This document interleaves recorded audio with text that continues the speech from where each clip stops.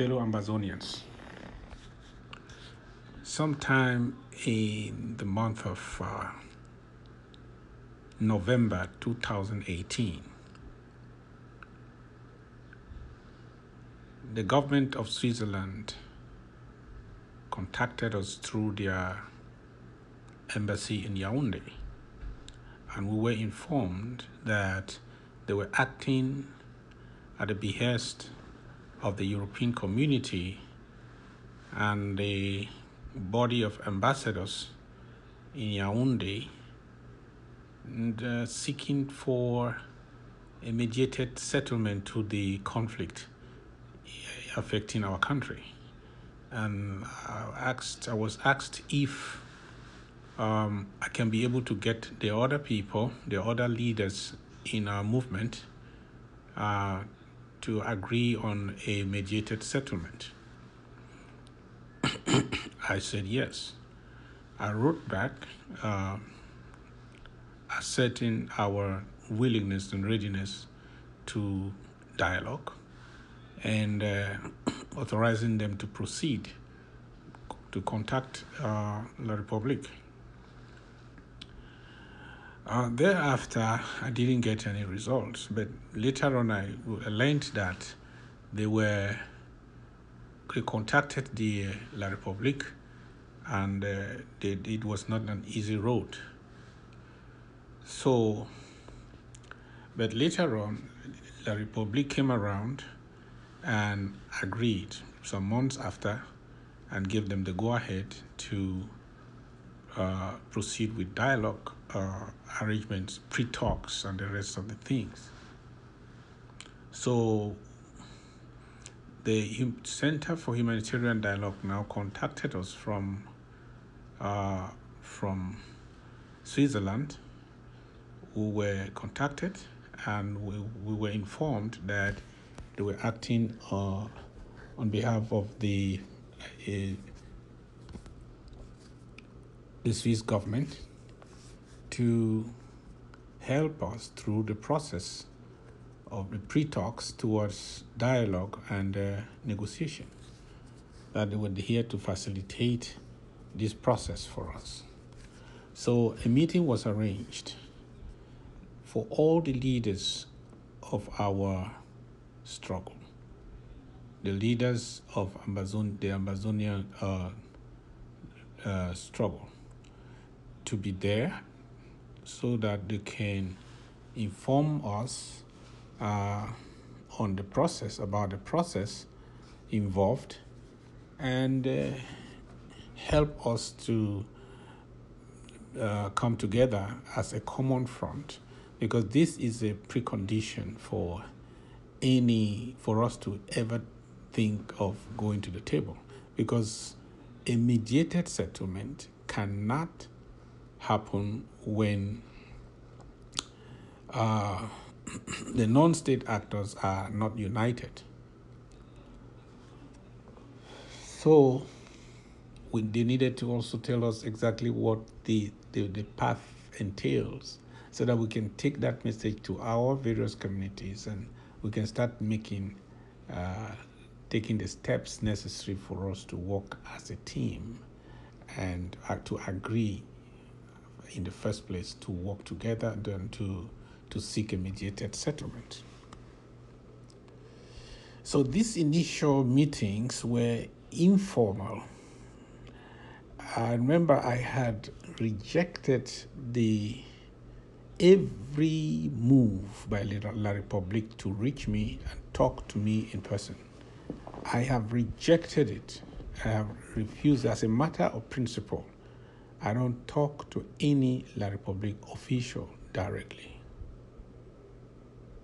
Not anybody in the presidency of La République, not anybody in the prime ministry, including the prime minister himself. I've refused such. In fact, it is not even possible with me, because you have to talk to somebody who talks to somebody who will get to me. I did all these not because I don't want dialogue, but knowing the sensitivities. I refused to do anything that should be misconstrued and jeopardize our process. and give ammunition to our detractors to destroy the possibility of a peaceful resolution to this conflict. So I have put those layers since I got to office, and I think I'm still faithful to those principles. There is nobody out there with anything whatsoever, written or audio or video, with me sitting with anybody, agent of La Republic or any official of the La Republic government, to talk about Ambazonia. I have said I am not Ambazonia. And let it be clear to anybody who is thinking of meeting with me, I am not Ambazonia. If our adversaries want to resolve the problem, it means they want to talk to Ambazonia. Okay, if you want to talk to Ambazonia, then let me just know. I will get Ambazonians that you're going to talk to. And those Ambazonians, if they agree, I am their servant, I will sign off whatever they agree upon. But trying to reach me to have informal talks and direct talks with me, I am not Ambazonia. I'm not even the smartest. There are a lot of smart people, a lot of dedicated people who love their country and who are fighting to the death and who are ready to talk to you, talk to anybody.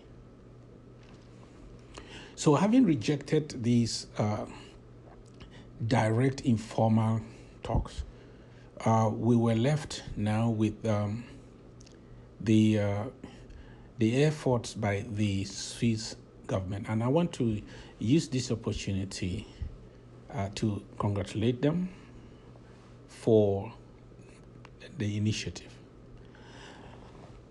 to mediate, to facilitate dialogue.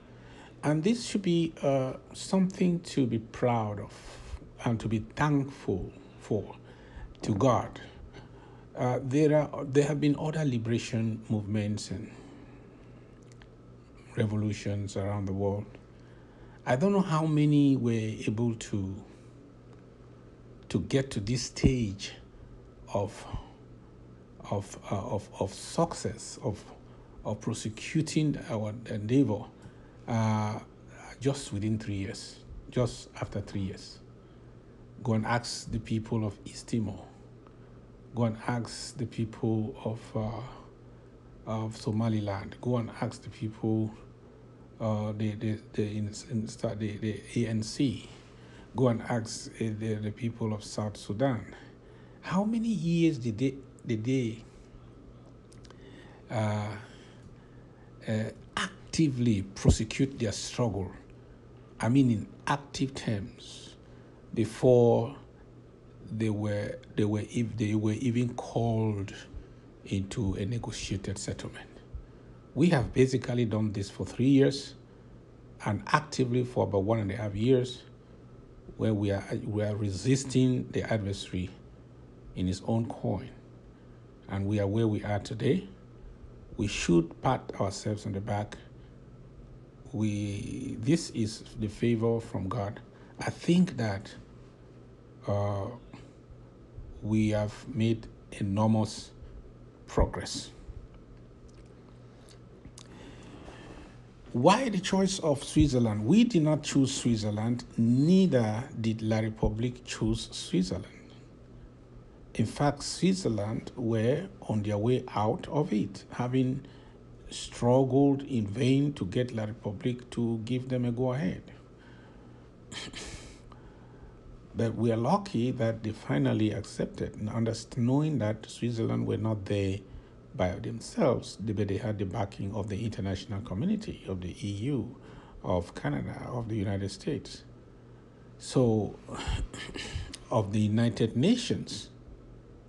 So the pressure was brought to bear on them, and they accepted. So Switzerland, I'm sure those who approach the Swiss government to do this, they are aware of this, their stellar reputation in mediation and peaceful resolution of conflicts around the world. Their sense of independence and impartiality, based on the other things they had done before in the past, I think they and some other Scandinavian countries, they stand out as one of the best. Yes. And so I don't think they are going to sacrifice their reputation because of one 87-year-old tyrant or La République du Cameroon. They have a reputation they have earned throughout the years, in conflicts that are involving probably even richer countries and richer territories. But they have kept that reputation. That's why they were approached by the international community to do this. Also, they stand in a position that at least they understand both sides. They speak French, and they are also so many of them, they are actors involved. They speak English. So in Europe, they stand in a middle position, and I think that for us, as the non-state actors, Southern Cameroon, Ambazonia, we cannot but accept that they do what they do or they are done to others. Considering also that the other members of the international communities are watching what's going on. When we can hold a meeting, and while the meeting is there, as soon as the meeting ends, you see press releases coming from all the offices, from the United Nations, from the EU, from the United States, and so on. You understand that these people are involved in what is happening. How are they monitoring the situation? It means they are being communicated by the Swiss government about the progress that is being made. That's how they will say they are monitoring and they appreciate. So let me also remind all those of us who just take delight to demonize this that is happening. You see, we can cry as we like, we can fight on the ground, but we cannot force any country to be our mediator. No, we can't force any one single country say you must be our mediator. We had written to some countries, even to the United States, requesting them officially in our own, by leaders of our community, that they should come and be our mediator. Of course, even in recent history, I don't remember when America served as a mediator. But we, as we know, we would have loved America to be the mediator. We made that request, but we have not got a reply.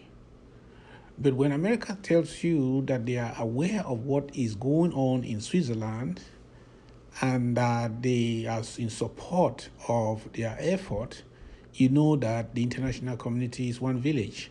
They are all behind this. So for those of you who say that we should forget about the Swiss, why don't you go to this and that? You cannot force any country. We have made requests, we have written, but we thank God for Switzerland who have said yes, and also who have earned the trust of our people and La République, at least to carry out this process. As time goes on, there will be other things that will come. But without a mediator that is accepted by La République and accepted by our community, there will be no hope for dialogue or negotiation. So how long are we going to wait, trying to fabricate another mediator that the Republic may not accept? And if the Republic does not accept, that is not a mediator. And if we don't accept one, there will not be any mediation and there will not be any dialogue or negotiation.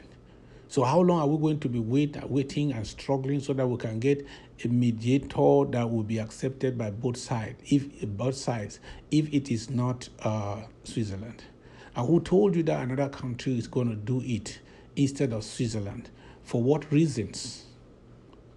For what reasons? What have they demonstrated to us to show that they are going to be impartial? They are going to be partial?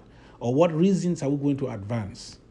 That are factual reasons, not fears, and not all that we just think in our head or talk in beer parlors. What reasons are we going to advance that will be serious enough for the people to see, for the international community to be convinced that we are not just avoiding dialogue?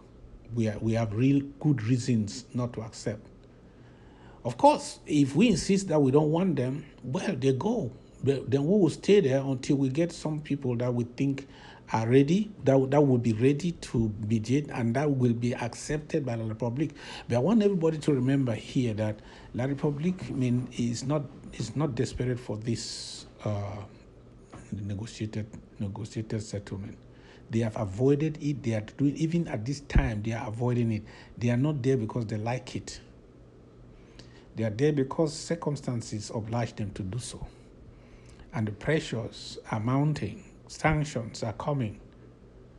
The Security Council is getting ready, probably for the next level. If the peaceful thing is not working, remember the humanitarian disaster is increasing by the day. The international community cannot be patient over this forever. The pressures are the economic pressures, the other pressures on them. So they are not coming to the table because they like it. They don't want it. If they can avoid it, good. If we give them any reason to avoid negotiation, they will tell the world we are not ready to negotiate. That is why the only option is to kill us and fight us and kill us and subdue us. They like that. They hope that we stay there where they have an advantage over us. They don't want this mediated settlement. For those who say that they paid the Switzerland to come and do mediation, they don't know this problem. They don't want it. The state actor doesn't want it. They have an advantage over us militarily. They don't want it. And they don't have the legal arguments. What would they present on the table? They don't want the negotiations. We are going to this table because of what our efforts, because of our efforts as a diaspora, our efforts on the ground, what Ground Zero is doing, and because of the pressures that are coming on them. They don't want it. If you abort this process, they will rejoice and continue in their killings until they can subdue us somehow to surrender.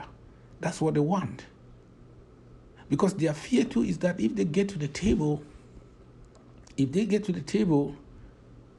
for a negotiated settlement, don't you understand, Amazonians, that it will reinforce our international personality? Don't you understand, Amazonians, that it will give this conflict the real status that the real status that it deserves, an international conflict? By sitting on that table, you on your side, on the other side, this on the other side, it already reinforces the international personality and the character of this conflict. So how can you avoid the table and you think that is wise? La Republic will say, hurrah! We have to get them to the table. We have to talk. But that doesn't mean we will stop fighting. In fact, it is time for us to intensify our resistance on the ground. It's time for us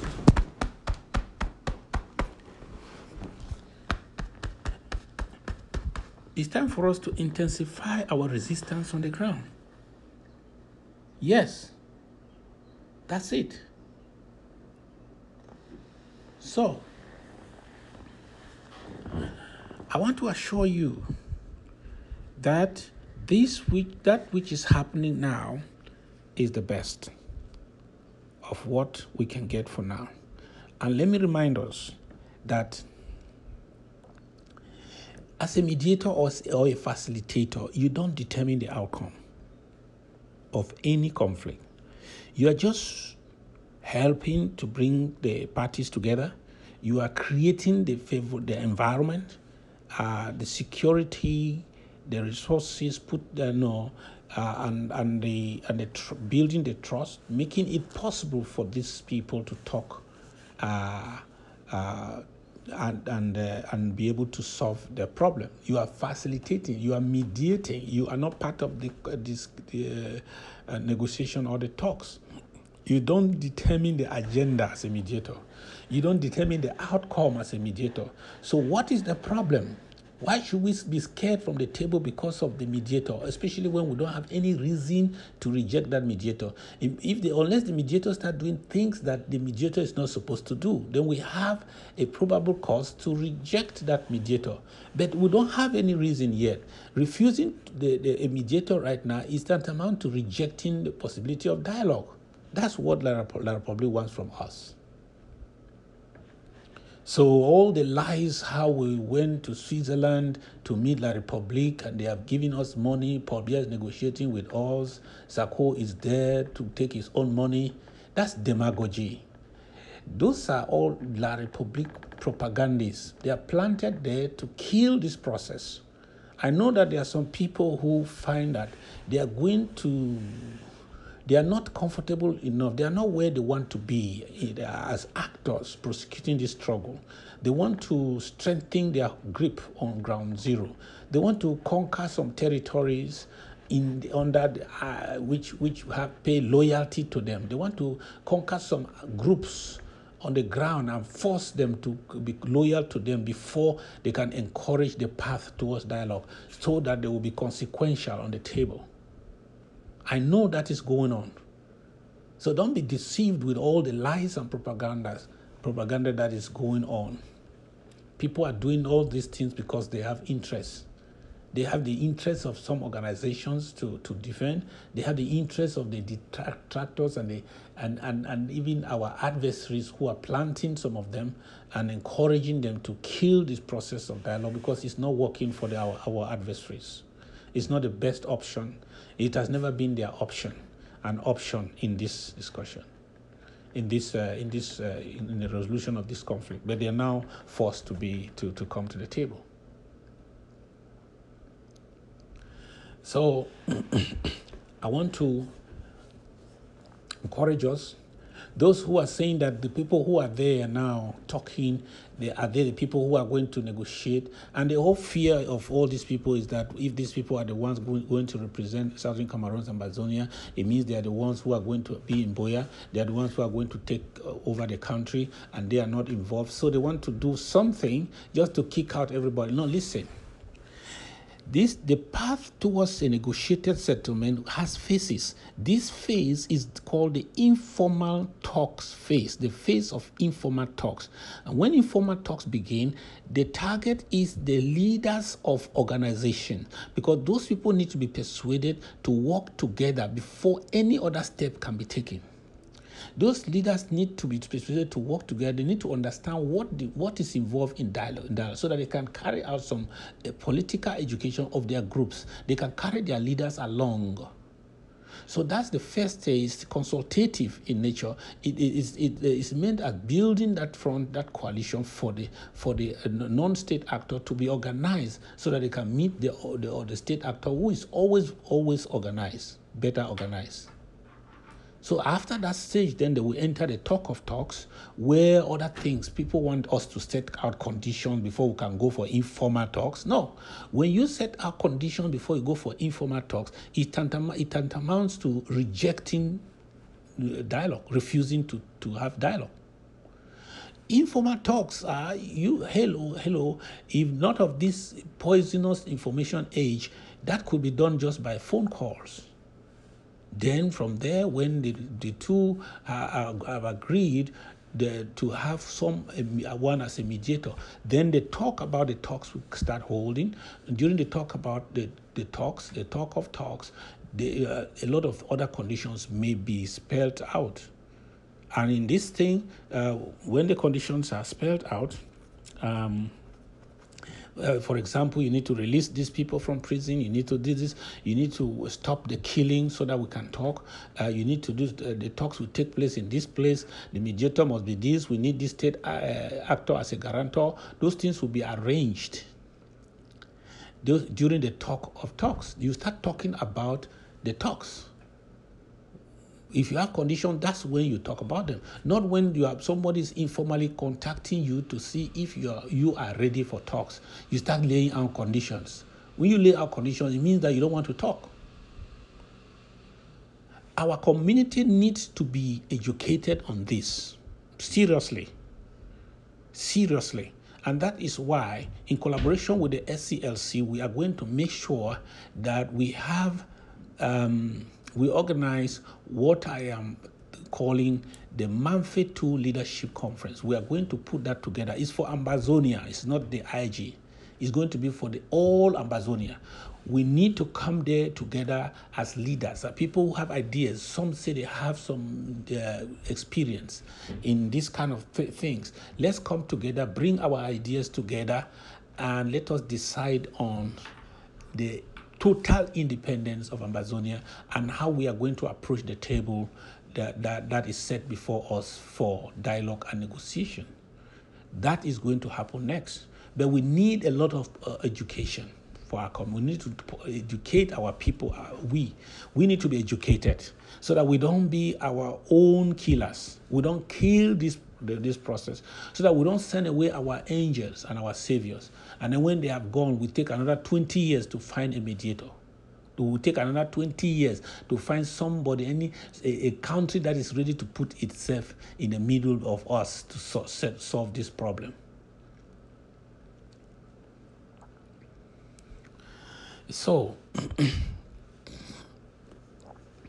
this is an appeal to all of those who did not join us, who did not join the SCLC. I did not go to Switzerland, but I sent a representative because I cannot say I don't want to talk to La Republic directly. And then when they are calling us in a mediated setting, I also refuse to send a representative there and still say I'm for dialogue. No, that means you are not for dialogue. You are not for dialogue. And if you are not for dialogue, what are you for? We are not going to win this by fighting. Whatever we fight, only more people will die. But in the final analysis, we will always meet on the table. So if the table has come sooner than later, why don't we go there? After all, our hands are not tied on the table. Nobody is obliged to, nobody will be imposed his position on the table. Don't we understand that the best place for us is to get to the table? If La Republic has come to a point where they are ready to go to the table, so be it. Let them come to the table sooner than later.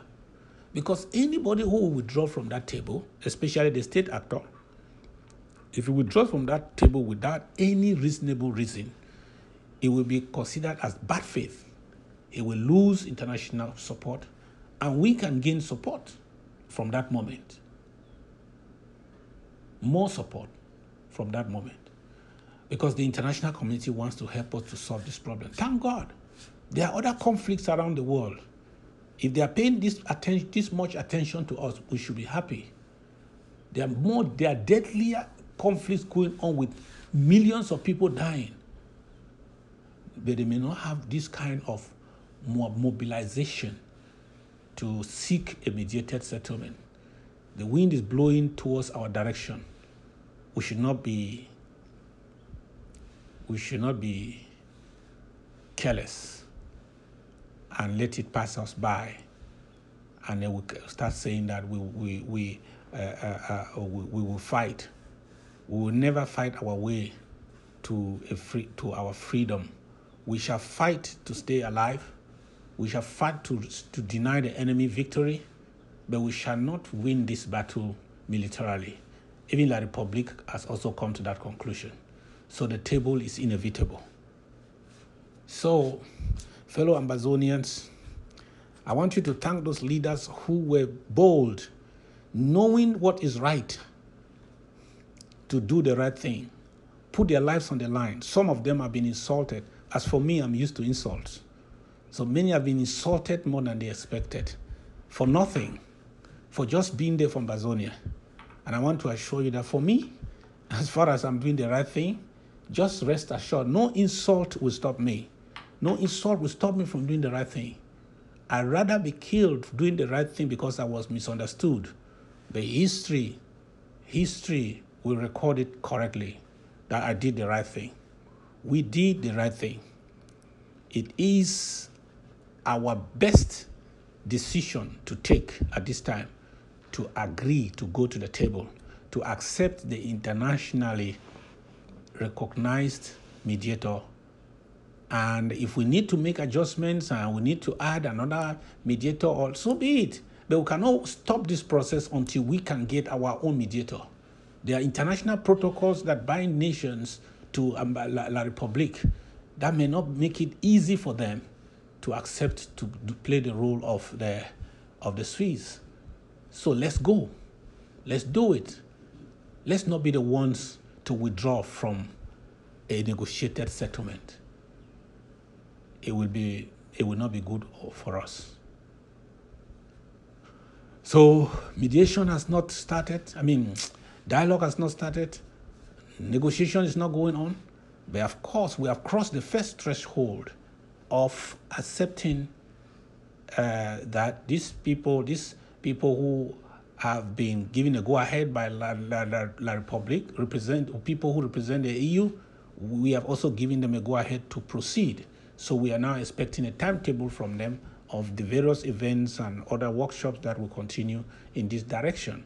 But this is not a distraction on our primary duty to defend our people and to keep our people safe until we succeed in this enterprise. So I just made this long recording so I can give you a briefing. I will be on air probably in the next couple of days to answer some of your questions directly. But I want you to rest assured, nobody is selling out. There is all these stupid chocolate stories about chocolate, Switzerland chocolate. That's nonsense. All those are fabrications. All those are from demagogues. They just don't want us to get to the table. And I hail my friends and leaders in this struggle who refuse to be cowed down by vicious propaganda that could have just made us refuse to do the right thing and keep us at the same spot.